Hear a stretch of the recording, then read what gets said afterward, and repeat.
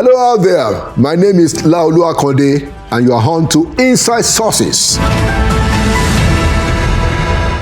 And here is my take for the day entitled Nigeria Will Prevail Part 4 with the subheading, Let Us Reinvent Ourselves. Have you ever heard someone say to you, oh, Nigeria is doomed? Now, I have heard it said a number of times. And it's not always that the people who say this, they are coming from a bad place. No. It is often out of a despair and a mentality of surrender. And that mentality was reached after they have seen too many deep-rooted distortions and moral crises of huge proportions in our country. But please, don't ever believe it that Nigeria is doomed. Nigeria is not doomed. We only need to reinvent ourselves as a people. That reinvention of our nation as a people must start from the non-political leaders, the non-political class of elites. They must lead this charge if it is going to happen. That way, we don't confuse the objectives and we don't confuse the imperative of reinventing ourselves with the whims of partisan politics. Very important point. Let us imagine, for instance, if Professor Wole Soyinka were to lead one more time a movement to call for the reform of our political process. Do you know how powerful that could be? Or imagine if the Sultan of Sokoto becomes very actively supportive of the idea of a national consensus in Nigeria. Do you know how transformative that could be? Just imagine if some of our religious icons and leaders from all the faiths, if they were to lead a charge to fight corrosive corruption in Nigeria. Do you imagine how powerful that could be? Just imagine if our sheikhs and the big emirs in the north, if they commit publicly to an active campaign against insurgency, saying enough is enough and insisting that the state's government must do what it takes to bring succor to the people, to provide the non-kinetic approaches to the fight. Do you know how dramatic that will be? Imagine when and if our former presidents and former heads of state, General Gowon, General Obasanjo, General Babangida, General Abdulsalami, General Buhari, and former President Goodluck Jonathan, do you imagine that if they were to come together, and coming together is the active word here, and then they confer with the incumbent president, and they can reach a national consensus that is above our political differences, that overrides our ethnic differences, that is above our religious differences, and that overrides our religious affinities. Do you imagine how powerful that would be? A consensus that is superior and above all the things that separate us. Imagine that such a national consensus becomes a mandate that we must go for rule of law, that we must fight against corruption, that we must war against poverty, and so on and so forth. And if we are able to make such standards become a legal imperative that all aspiring politicians will sign to, do you imagine how powerful that will be? To be sure, we have benefited from certain national consensus in the recent past. And I will cite just two examples. The quest and the fundamental preference for civil democracy instead of military rule is one of such a consensus. And the second one is on rotational presidency between the North and the South. It's another example of a national consensus that we have reached as a people, and it has come to stay and should not be reversed in any way. And now we need to reinvent ourselves, especially in the quest against corruption. The evil of corruption is a terrible cancer and we must directly attack it. Mr. President, you are now in charge of the country. You certainly can draw a line in the sand regarding corruption and say no more. You have the responsibility to trash grand corruption in Nigeria, and you can do it. You should consider it alongside some of your commendable reforms. Remember that all it takes for evil to triumph is for good people to do nothing. And there you have it. Inside Sources will be right back.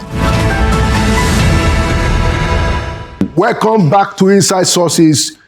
Today, as we continue our conversation on the future of Nigeria, today we want to look at the question of food security amid a 39% food inflation rate that was reported recently. It's becoming much of a big problem that the prices of food is on the rise. And so it's important for us to look at the future of food and food security in the country. To join me in that conversation today, I have a former presidential advisor on agric and agro-allied value chain who served with the Buhari or Shibajo presidency. I'd like to welcome to Inside Sources, Mr. Dolapo Bright. Mr. Bright, welcome to Inside Sources. Yeah, welcome. Thank you for having me. Thank you for coming. I'm sure that you are aware, about what is going on in the country. There's quite a bit of hardship, and most of it is because of food. Like I always say, in the Yoruba language, they say that which means that once you remove the hunger from misery, the poverty is gone. It's gone, yeah. But that seems to be the problem when you have 39% food inflation. The question that I want to pose to you to open the discussion is that why is it that the food product, a lot of it produced in our own country, why is it that the prices get so inflated by the time it makes its way from the farm to the market? What is happening, Mr. Bright? No, when you look at it, we make one mistake. We believe that the inflation is caused by some people. No, it isn't at all. Inflation that we have in Nigeria is caused by government. I'm not talking about government now. I'm talking about government from the beginning. Over the years. And that's because of the fact that government is trying to be on the driver's seat of agric. And that is not right. Agric is supposed to be driven by the private sector. Government is supposed to now put in place policies and all those things that will make those people in that production perform.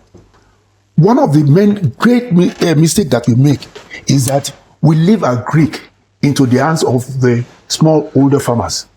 They are the people controlling our agriculture, and there's nothing we can do about it because 80% of agricultural production in Nigeria is from the smallholder farmers. But you see, then the government should now look at a situation where we can say, all right, how can we make these people more productive? How can we make these people look at agric as a business? Because most of these people are not looking at agric as a business. It's basically sustenance. Yeah, it's basically to feed my family, and the extra I can sell. But first of all, let me feed my family. So agric is not based with knowledge. It's not driven. It's not knowledge driven. It's not knowledge driven. Agric is supposed to be knowledge driven. And that's part of that's the main reason why we have food inflation. Although we've not been having food inflation as high as this, but we're just lucky. We're just lucky in the sense that probably so many people are into agric. When you look at the population of people in Nigeria that are into agriculture, right? It's so high, but what are we producing? And you see, if knowledge is backing our agriculture, then what is going to happen is that our harvest, right, that is our actual, that is the harvest, right, will be almost the same as the potential.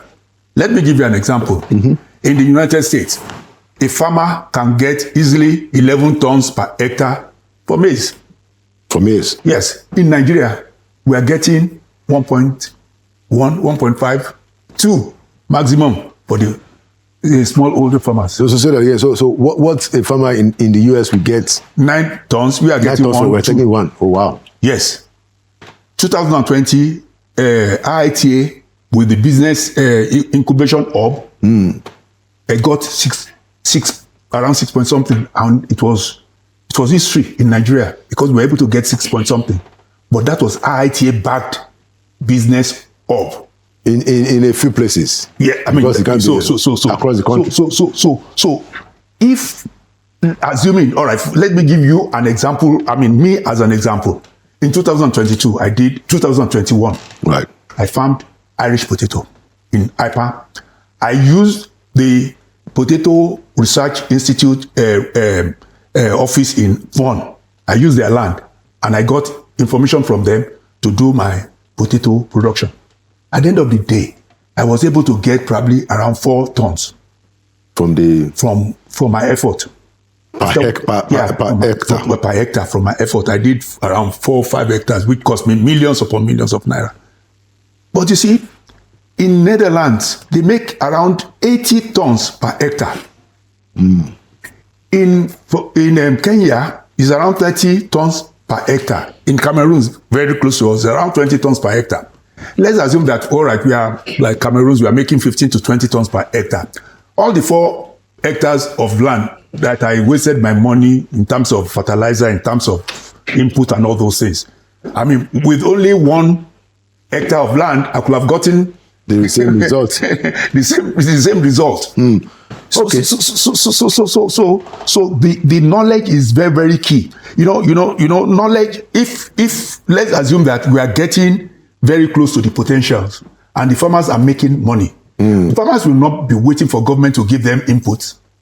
They won't want probably fertilizer or whatever, and that will take me to part of. But why wouldn't farmers want the input if it's like a subsidy from government? For example, it's a business to me. So why do I want? All right. Why? So you mean they won't wait? No, they won't wait. If they are making enough. They won't wait for government, and they don't need government at that time. In the sense that it's only when you have problem that you have intervention.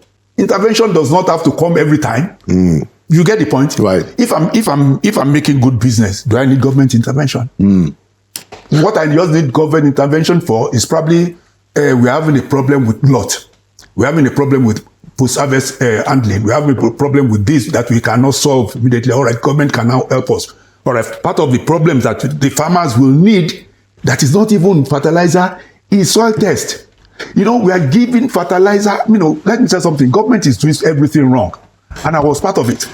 You know why? We give fertilizer to farmers without doing soil tests. We are supposed to do on-site soil tests for on-site soil amendment. We are supposed to amend the soil anytime we plant, because the crops that we are going to plant will take away some certain elements of some of those things that the plant will need so that the following time when we are going to now plant, we can now replace those things like nitrogen, urea. Nitrogen, that is urea, potassium, and phosphorus. Those are just the main ones. We still have so many other minor elements that we need, like magnesium and so on and so forth. But we need a soil test to be able to determine on-site need for your crops. That is when, apart from the seed that will need, hybrid seed that will give you high yield, you've got to put so many things into consideration besides the rainfalls and so on and so forth. Okay, so I mean, quite a lot of issues that we have to try to systematically break it down, just so our audience can get the point. So let's take it from the point of view of what is happening in the market today. Food is expensive. The prices are expensive. Now, what we know, the laymen that we have in the area of agriculture, is that farmers, we plant the crop, and then there's harvest, and they bring the thing to the market. Now, what you said now is that, look, we are not even producing enough. No. Which can solve the problem if we have a lot. I think the president also mentioned that if we ramped up the productivity, the amount of, if we ramp up the supply, that would probably change the prices down. So that's an economic sense. But since that is not happening, why do you think, because it is not the fact that we are not doing soil tests. That's not the reason why we have the inflation. That only explains the fact. It's part of it. I think it explains more how we can bring the prices down. No, my question is that what is the immediate cause of the prices? Is it the problem of transportation? Is transportation, is that a key aspect of why the prices are going up, because they say, oh, now they remove the fuel subsidy, where the cost of transportation has gone up. Is that why the prices are going up? No, it's just part of it. It's just part of it. You know why? Crops are driven. I mean, our harvest is driven by diesel. Bulk. Yeah. Diesel price has been up a long time ago. I mean, it's not now. I mean, the price of diesel is up. But you see, farmers are not producing the way they were producing before because of the fact that prices of input is so high. All right, for example, every input that we use now, multiply it by times 3, June 2023. That is, fertilizer now is around 40 something, whereas it was 20 something or less than 20 something. Yeah, 1,000, and so on and so forth. So that's a factor. So a lot of people, because of the fact that government has made them to be dependent of government every time they are going to do production, in terms of we are going to give you input, we are going to give you this, we are going to give you all these things. It has made them to be dependent on farmers. Serious farmers will, after harvest, put money aside to buy fertilizer, buy all those things that they will need for the next production. They don't have to wait for government. But you see, government now, June, like most of the people around me, that's what they did. And some of them that did not do that, spend the money, they were thinking that the price of things will not go up. Immediately, I mean, prices just went up. And those people could not produce, I mean, what they were producing before. So a lot of farmers are not producing the amount of what they were producing before. Okay. All right. For example, I was using 4 hectares for my production. Now I'm using 2. And apart from that, the 2 that I'm using, I'm not doing enough in terms of soil amendment. So we don't have enough of what, and the population is growing. We should not forget that. Yeah. We should not forget that the population, population is growing. So don't let us put only fuel in terms of the price. I mean, in terms of inflation for food. It's not. And you see, we still have a problem with market. All right, let me give you an example. You have a yam farmer in Benue. You harvest your yam. You don't have the time to go to the market to go and sell. Somebody will come and buy, or you take it to the market to go and sell. Because most of the time, you have probably 1,000 hips, 2,000 hips, so and so. And you want the yam to serve you till probably to the next harvest. To probably May, June. Right. All right? And you now figure it out how many you are going to sell, putting in mind that you eat pounded yam every day. Yeah. And so on and so forth. So you are serving yourself and you want to sell. So all those things, all those mechanism in terms of marketing and all those things is there. That is part of the reason why food is expensive, because we have so many middlemen in the process. But we can't do without these middlemen. Well, but okay. So can you first of all describe to us the basic middlemen that will be involved between the farm and the market? All right, let me give you just so our people can understand. Yeah, let me give you an example. A farmer will farm. There is the people we call aggregator. Even when I was farming, okay, I mean I couldn't, you know when I look at the theory, is that we are going to farm and sell directly to you see there must be infrastructure on ground. So the farmers will now farm, and they have some people that will buy from them. Those are the aggregators. So the aggregators will aggregate and buy. Most of the time, these aggregators are representing some bigger merchant in the agri system. Okay. So those people will now sell, will now aggregate, and so the people, that's the second. The aggregator is the second person, and the third person is the big person. Is the big person with the warehouse and so on and so forth. Who will now transport to the market. To the market. And when you get to the market, he's not the one that will sit down in the market. He's going to sell to those people like mile 12. You have people that will now Who sell will buy it? who will now When buy. they will buy the trailer. Yes, they will. Yes, The content of the trailer. yes, the content of the trailer. And then they will now Or sell to they will now sell to those people that will come and buy to the market, and they will now take it to their market and now sell it to you. So all of that contributes to the price. Yes, it will contribute to the price. So must we? I mean, isn't there a way to beat that? During previous administration, they came up with using internet and so on and so forth. Right. Those are theory, in the sense that even if you are going to use internet, won't you transport whatever you are going to have from the farm to the agriculture? All right, for example, my farm, when we harvested my yam, to get the yam out of that farm to where we are going to store the thing, it was a problem. In terms of the road, I mean, roads leading to all this. That comes back to transport. No. Does that impact the price? Let me tell you something. You have the diesel, you have the petrol, you have everything. If your transport cannot get to that place, you are just deceiving yourself. Unless you have a 4x4, and unless you have a tractor with 4x4. That's what I'm saying. So that will impact the price too. Of course. That stress. That stress. We had to use physical. They had to carry the yams to a particular point before you now transport. Because the road is bad. The road was quite bad. So they had to.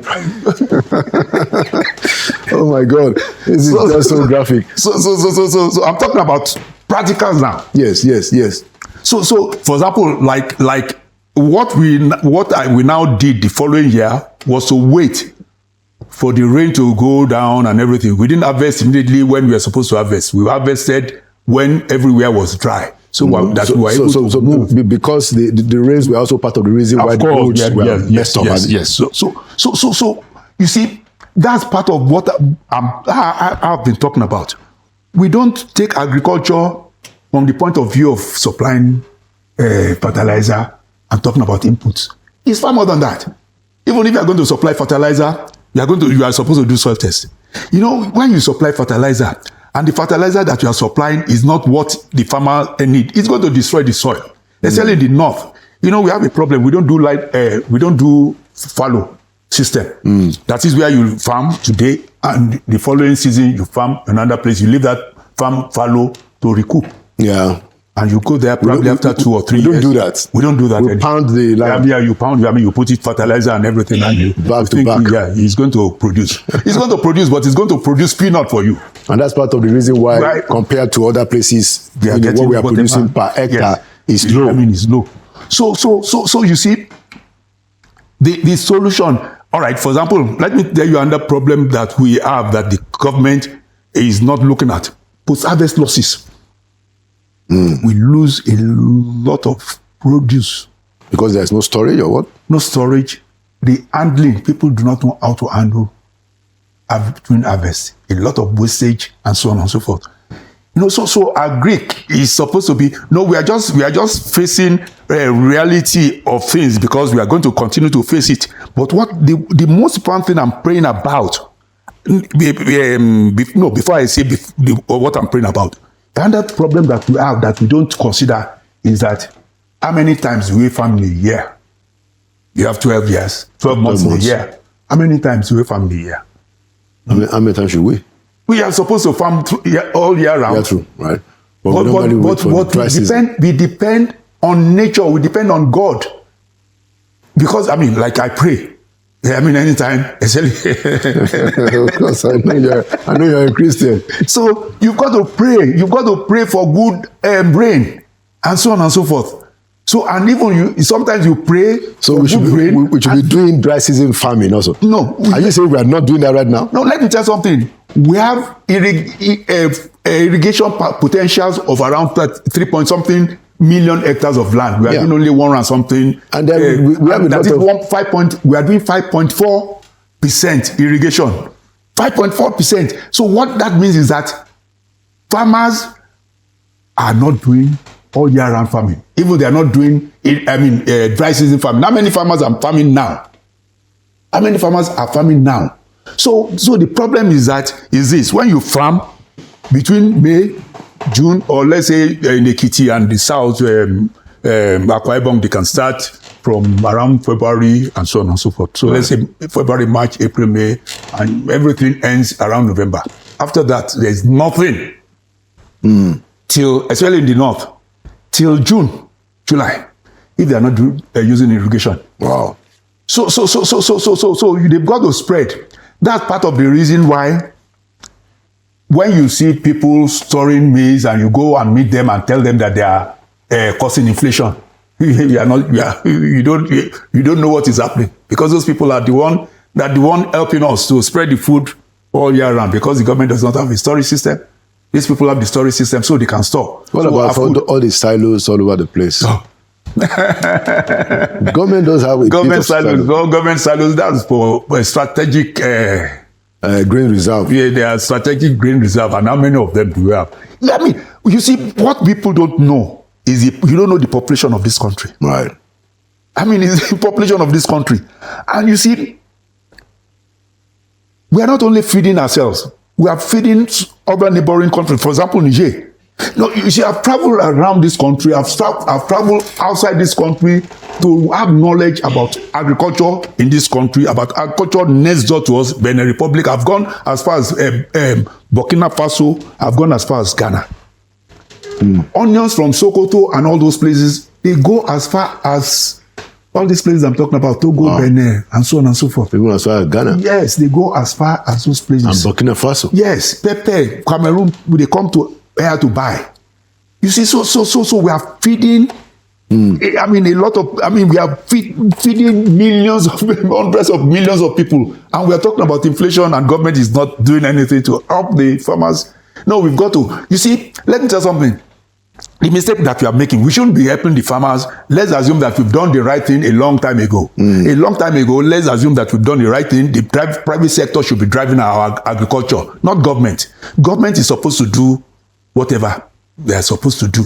Policies, support for government in terms of law, in terms of all those things that will help the farmers to produce, because that's their. And you see, and another thing is this: do we have any strategy, or do you have any knowledge of what we need in terms of looking at agric, in terms of our income, in terms of food security, in terms of industrial raw materials? Because agric is supposed to do all those things. It's supposed to give us income, wealth creation, job, wealth creation. It's supposed to secure us in terms of food security. Yeah. And it's supposed to feed our industries in terms of raw materials. So what are our industrial needs? Do we know that? So what's happening? So, I mean, let me give you an example. Industrial need. We have cassava that is feeding us, and we need it for the industry. Are we balancing it? So price of garri is going up, and we are complaining. I mean, when we are not planning. We are not planning. Everybody is just doing whatever I mean, he or she wants. So you get the point. We've got to plan for all those things. And that's where government comes in. Yeah, that's where government comes in. Let me give an example. Agric is supposed to be a priority of government, serious priority of government, because it is connected to security.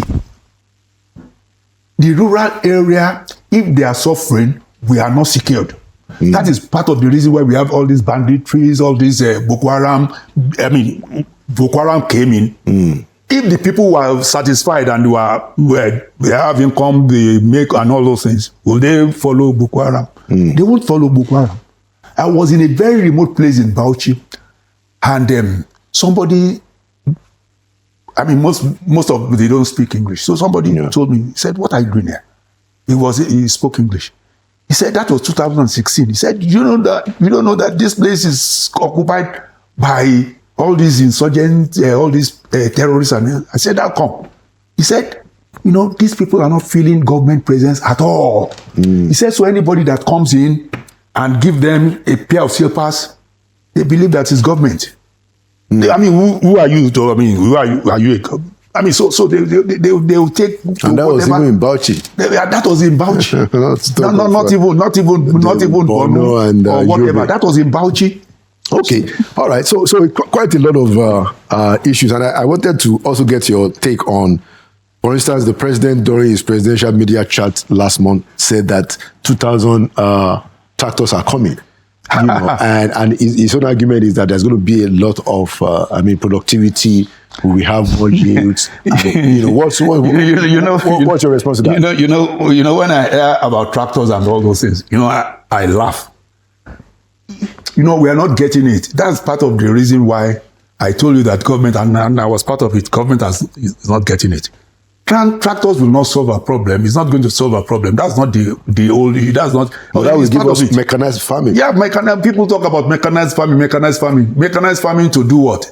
All right. I'm not saying mechanized farming is. We need mechanized farming definitely. But what I'm saying is that we're having a low, poor harvest in terms of poor input, in terms of poor seed. We don't have sovereignty of seed. All the seed that we use in Nigeria are always imported. No sovereignty, nothing. So all those things, we have them, and we are going to use tractor. At the end of the day, what are we going to get? We are going to get peanut that we are going to, it's going to be different. It's going to be very far from the potential. So how are we going to pay back the loan if you are going to, if you are going to get tractors? If you are going to, the tractor, no, let's be practical now. A tractor is around 30-something million. All right? Let's assume that you are giving the tractor to some clusters of farmers. Let's assume that even there are 100 clusters of farmers. And they are farming once a year. They don't have irrigation. They can farm only once a year. The tractor will be useless after the operation till the following year. So how are they going to pay back? You know the reason why I'm telling you all these things? Because I'm a very practical person. I've traveled across, I've worked with farmers all over the place. I've joined them to farm. I've done them to process. I've joined them to do so many of those things. And then if you do that as somebody in government, then you know the problem. Let me give you an example. I was connecting processors with Bank of Industry in terms of financing. The palm oil clusters in Odogbolu, they wanted tractor. All right? And Bank of Industry was ready to give them. But Bank of Industry said, we need your payment every month. It's not that you are going to pay this. And those people sat down and said, all right, how are we going to pay every month? It's going to be difficult in some months and so on and so forth. So what they now decided to do was probably use their money, but not from the operation, in the sense that everything is seasonal. Everything is seasonal. So if you are going to bring 2,000 or 2 whatever tractors into the country, it's not going to do much. That's number one. It's going to give us more problem in the sense that those people just look at that tractor as something that we get. Nobody is going to be responsible for the maintenance. Even they don't have enough money to maintain those tractors and so on and so forth. So those are the things that you've got to look at. And another thing, when I did my potato, now I told you that I used the Research Institute. The Research Institute brought in, they use their tractors, and there's a AT, one company in Plateau State that support farmers, which was set up by a governor at one time, and the governor came and dismantled that thing. But it was terrible, but there's nothing I could do about it. So, but I did mechanized farming. Those people that did manual, they didn't have the problem I had. Why? Number one, because of the seed, that's part of the problem that we have. We don't have seed sovereignty. So the people that were doing manual farming, they did more than you. No, let me explain. While I was waiting for the tractor people to come to my farm, it was getting late. It was one problem or the other. Oh, somebody is using this tractor there, because they had very few tractors. So I was supposed to plant at a particular time, that particular seed, because if I plant late and I'm going to harvest late, I'm going to have a blight problem. We call it blight problem in the sense that when there's too much rain, it affects your Irish potato and you have the problem. Although we are not supposed to have that if you have good seed, but that's another thing entirely. So by the time I was waiting, those people told me use manual. I didn't listen to them. I waited. By the time I waited, it was around 3 weeks before they could bring the tractor. So I had light problem when I was going to harvest. But you see, the point is this: at the end of the day, when I calculated the amount that I spent on the tractor and the compared to manual, it was more expensive than using manual. You know why? the people around that place, IPA and everything, is job creation for them. Those people did exactly what the tractor was going to do for me. Those people, and apart from that, what we don't understand is this. In the north, they perfected the use of beast of burden. They use cow to make ridges and so on and so forth. Even they use cow for their transportation. Like I was waiting for a van to come and pick my yam. Yeah. Let's assume that I had the beast of burden. Yeah. It could have been easy for me. I'll just add the thing to. Okay. So what I'm saying is this. Mechanization is very, very good for big farmers, for corporate farmers. They are able to pay and so on and so forth. But what is our own concern with the corporate farmers? Because they can afford to get bank loan and everything. The small farmers cannot afford to get bank loan because they don't have any title for their land. And you said that 80% of people farming in Nigeria are actually subsistence farmers. Yes. Interesting. Anyway, because of our time, I wanted to just run quite a few things, that government is trying to do, just so you can analyze it for us. So, in order to bring down the price of food, to cut down price of food inflation, several months ago, about 5-6 months ago, the federal government said it was going to waive import duty on on food products. Now we don't even know whether that happened. It didn't happen. We're not very clear. Is that helpful? No, it didn't happen. But I mean, because the customs, they were waiting for the list of people that were given license to import food. But it's so interesting. But it didn't happen in 5 months. No, it didn't. I don't think it happened. Because because government also meant to do it in a very limited time. Yeah, I don't think it happened. And you see, the people that advise government to do that, the person is clueless. In terms of the fact that if you understand what is happening, you won't. The person is misleading the president. You know why? Import anything. Let's assume that even you are going to import. Right. The importation will be in the South Lagos. Are you not going to transport the thing when you are talking about cost of transportation? Are you now going to transport the thing to wherever? You get the point. Yeah. I mean, it doesn't make sense. It doesn't make sense in the sense that you are making our development. It's going to be stagnant. Interesting. Let me give you an example. Right. We are going to import maize from where? From places where they are doing 9, 10, 11 tons per hectare, whereas we are doing 2. Why can't we help those people? Increase our own productivity. Yes. Okay. All right. So because of our time, another thing I wanted to check with you. So, still on the issue of the prices, inflation and all that, I wanted to ask you to confirm whether this is indeed true, that there are even people in the market who will go to local farms and buy the product, and then bag it as foreign product and make more money. I mean, of course. Is that true? Yeah, I mean, that's very, very true. Can you give us an example of where this happens? There's so many examples. Let me give you a typical example. Boko rice clusters, rice processing clusters. Those people, they've been there, Boko and Utukpo, they've been there for so long. And they've now perfected their game. They produce and this is rice. Very good rice. They have a situation where if all of them are going to use a particular rice paddy, long grain, all of them use long grain. Not that you mix different and so on and so forth, different paddy together. Yeah. So they produce very good rice, and they now have color sorting machine. And for the benefit of our viewers, paddy is what? It's the raw rice. Okay. Yeah. Paddy is raw rice. Okay. The raw rice that you buy from the farmer. Right. All right. These people have perfected their production. They now have a distoner that will distone perfectly. And they now have color sorting machine that will sort all those black, out of the rice. So the rice is as good as whatever you call it imported. Right. So people buying will now bag with the foreign bags and sell as imported rice.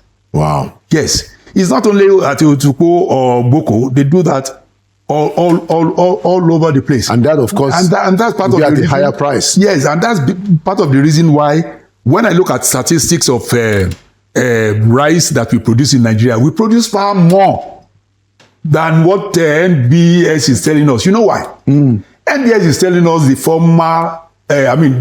formal rice processors. We have a lot of informal rice processors across Nigeria. And do you think the formal ones are more than the formal? I mean, let me tell you something. When you calculate what the informal rice processors are producing, yes, together, yes, and you calculate what the informal rice producers are producing, they're almost the same.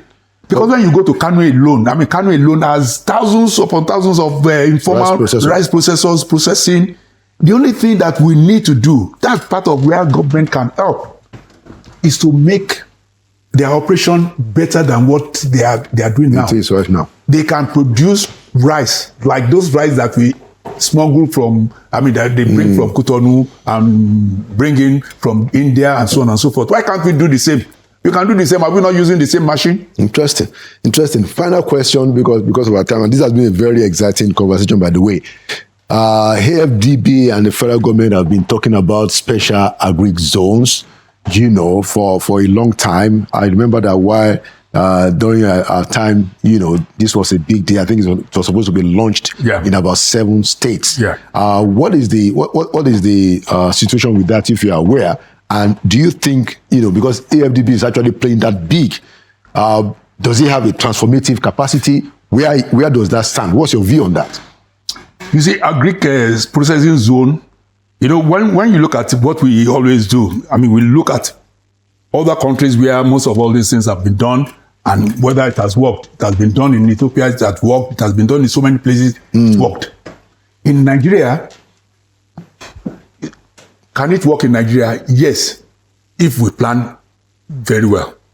But my own take is this. The special processing zones that we are talking about is going to help us. But we have those zones already, informally in Nigeria.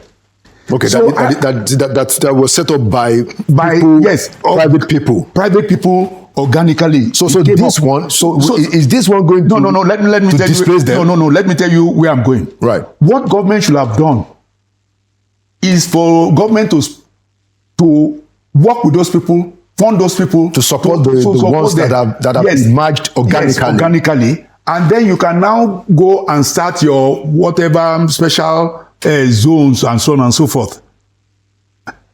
Let me tell you something. The zone is going to involve so many things. It's going to involve infrastructure. What is going to happen to those farmers that do not have access to to their farm? In terms of bringing out from the zone, to and fro the zone, and so on and so forth. The processing zone is going to involve so many things. And how many farmers are we going to put in these zones when the farmers are scattered all over the place? When you look at the logistics, I'm looking at the logistics. But you see, I'm not saying we shouldn't do it. We've got to do it. For example, we've got to do it for cocoa.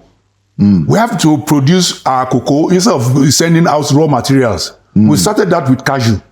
So we can have for example, this is so interesting. I was in the UK. I bought a leather bag. The leather bag was 200 pounds, and it was on the sales. It was supposed to be 400 because when you close the leather bag, it doesn't close well. But when I now looked at the leather bag, I discovered that it's something that we can do in Nigeria. We have leather. If you have a processing zone that is connected to livestock, that is connected to production, we can easily produce all leather and export and focus on export. Yes, that sort of processing zone, special processing zone for a particular niche market will work in terms of cocoa production, in terms of leather, but not production for rice. We have all those things already. Not production for beans, not production for our food. It's not going to be the solution for our food security. It's going to be a solution for our export. If we are going to talk about export, we can now have a solution where we can get the farmers to do good agronomic practices for export and so on and so forth. Very, very interesting perspective, Mr. Dolapo Bright. The conversation is quite a very long one, and we thank you for coming. I'm sure that we will have opportunities to to discuss some more. You've given quite a bit of insight, having worked in the sector, and also clearly you're also a farmer yourself. Yeah, farmer, yes. So you do know what is happening. Thank you so much for coming to Inside Sources, and thank you for your contribution. Yeah, thank you very much. All right. Yeah. Inside Sources will be right back. Welcome back to Inside Sources. Right now, I want to have a short segment that talks about the future of Nigeria, especially looking at a microcosm of Nigeria, Obalende, a dynamic community that has experienced quite a lot of the things that the country itself has gone through. My guest, Dr. Obalende, who is an author and productivity expert, has just written a book on Obalende, and I'm going to be asking him how it is that what is happening in Obalende actually represents where we are today in Nigeria. Dr. Obalende, you are welcome to Inside Sources. Thank you so much. All right. So, in a jiffy, can you just tell me your new book, Obalende, A Nation in Motion? Can you tell me how it is that you intend to influence the policy going forward regarding the future of Nigeria, especially how family life, how the girl child and the boy child, how their perspective about a stable country, how it's supposed to proceed? I mean, judging from what you have written in the book, Obalende, A Nation in Motion. Thank you, Laulu. As a matter of fact, it's an honor to be on your program. Obalende is a novel, and the setting is Obalende, southwest of Lagos, in Lagos State, Nigeria. Essentially, Obalende historically used to be just the next door to the corridor of power in Nigeria. You remember that was where Dodan Barrack was, yes, which was the seat of power in the First and Second Republic. And as a matter of fact, some of the things that happened in Obalende are still happening today in Nigeria, and I want to let Nigerians know that really nothing has changed. A lot of people will tell you that things have so changed that everything is now bad and all that. Yes, things are bad because where we are is not where we used to be.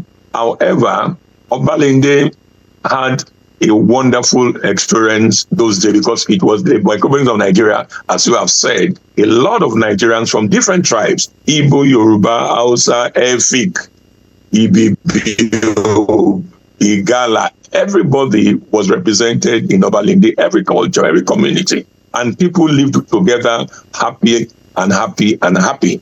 But with the advent of the coup d'etat in 1966, the one that happened subsequently, we began to see that things began to drop. And of course, all the pressures of Obalende, that because it was next to the seat of power, especially during the coup d'etats and all that, affected so many things and affected lives. Such that before then, the Yoruba man, the Igbo man, the Hausa man, the Ibibio man, the Efik, the Benin man, they were just one person together. But as things began to happen, everybody began to wish that this man would be in the seat of power. And over time, so many things happened. I remember something very interestingly. In those days, during what is now called the advent of the Second Republic, that the 1004 flats was the residential quarters for legislators in Nigeria. That 1004 that people think is just for luxury today or luxurious living today brought about some things that were very different in the life of young people in Obalende, especially the girls.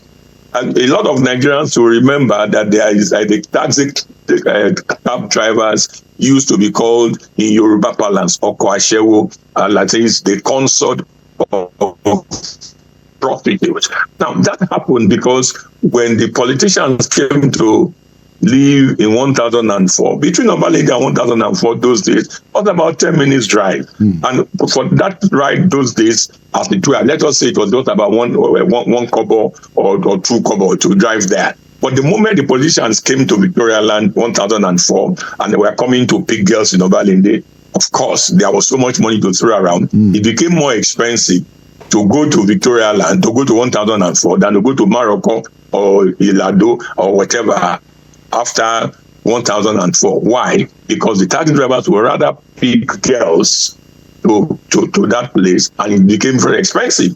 Now, that was where the deterioration of the values of our young girls began to become something that today is so deplorable. And of course, beyond that is the fact that even for the lives of young men, that was where in the past, there was no stress. But over time, because of all this, young men began to challenge and quarrel with boy girls. Before you know it, things went wrong. For example, the book we have just written, the novel, Afyong, the storyteller there, was a victim of a system where things seem to be moving and changing, but nothing really changed. So day in, day out, at some point, according to the story of that girl, the health center in Onikon, that is very close to Moloni, in Obalende access there, was where everybody went for health, whatever. But as things began to run down, of course, there were medical challenges. When this young girl became pregnant and was infected with HIV/AIDS by one neighbor boy called Onkubero, of course, there was strike. And of course, that threw up a lot of challenges for that young girl. Her future was messed up. So what I am trying to say to Nigerians is this: the culture that we had then that was peaceful gradually has been eroded. For example, Christmas we just ended Christmas celebration. In those days, parents, especially mothers, they will wait for the last 2 days to Christmas before they will go and do shopping. In Lagos Island, the axis of Tinumbu, Idumoja, Gota area, Dosumu, and all that. Because 2 days, they were just smart. They say, okay, there will be sales, people are going to do sales and all that. But today, the closer you get to Christmas, the more expensive the products. So all those things, it has affected even the survival strategy of the average Nigerian. So what we are saying with Obalende is that if we are going to look at the future of Nigeria, we need to go back to the history. If we can play back that period before 1966 school, where everybody lived together, where politics did not affect or influence religion or did not affect tribe or communal living, then that will be a thing that will be of joy for every Nigerian.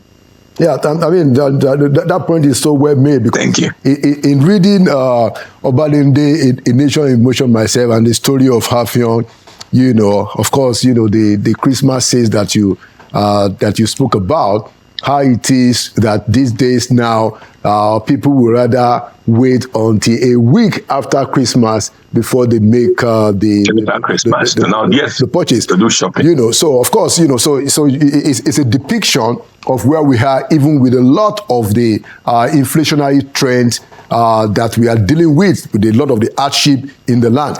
My question to you, our final question, Dr. Adeduro, is: so in your own view, you are not just an author, you are not just a productivity expert, you are also a political scientist. Now, so what is the way out of this moral, the condition that we have, that you described, our moral values have declined significantly. The story is told here in Obalende, A Nation in Motion, and it's a story that we are all very familiar with.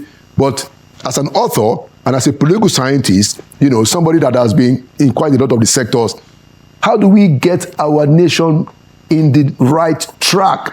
I imagine that one of the things that you try to say in the book is that we have lost opportunities to transform our country, a lot of aspirations, a lot of expectations, but over time, things have remained the way they are. That's the next thing I got out from reading it, that it's like opportunities for transformation has been lost. So the reality is that, like you said, there is moral decadence. And if there's moral decadence, what we need to do is to revisit our value system. And it goes beyond all this national policy on values, orientation, that are just, for me, policies. We need to go back to the grassroots. I'm glad that the federal government of Nigeria has just reintroduced history into our system. But beyond bringing a course into the educational system, we need to get to that system where there is value for life, because most of us have lost the ability to be humans. People are humanized every day. Everybody is, in fact, the youngest boy, just give the youngest boy opportunity to hold a small office of maybe primary school classmate, captain, power there, because we have made people believe that when you have power is to lord it over people. Whereas when you have power, power is meant to influence people positively, to improve their destiny, to improve their lot. So power is for service. So if the people at the top at different levels, whether it is in the political sector, educational sector, religious sector, in the industry, in the civil society, let people understand the essence of being a human. We ought to know that the other person deserves a life that is as good as the one that we deserve for ourselves. Thank you so much for coming to Inside Sources, and thank you for your contributions. Thank you, Laulu. Thank you for the good job you are doing. Thank you so much. Thank you for coming to Inside Sources. And there you have it, another edition of Inside Sources. Just like the last conversation says, we do have the hope and belief that we will attain the Nigeria of our dreams, even in our lifetime, because we won't relent. We will speak the truth, and we hope that we will begin to understand the urgency of what it is that has happened to our country and the need for it to be sorted out. And I believe that this will happen in my lifetime. Thank you for watching Inside Sources. My name is Laulu Akonde, and I'll see you at the next edition.